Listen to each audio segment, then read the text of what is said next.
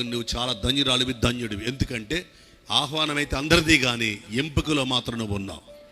ఆహ్వానం అందరికీ ఉంది, కానీ అందరూ ఆయన వద్దకు రాలేరు. ఎందుకంటే ఆయన కొన్ని ప్రిన్సిపల్స్ పెట్టాడు, కొన్ని నియమములు పెట్టాడు.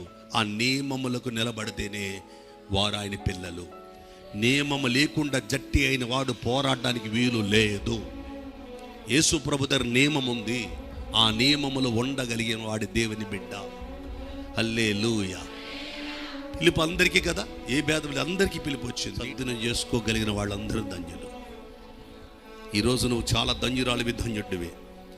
ఈ పిలుపులో ప్రభు నిన్ను ఆకర్షించాడు కాబట్టి నిలబడ్డా. నువ్వైతే నిలబడలేవు, ఎప్పుడూ వెళ్ళిపోదు. గుండెల మీద చేసుకో. నీ అంత పిరికి మనిషి ఎవరైనా ఉన్నారా?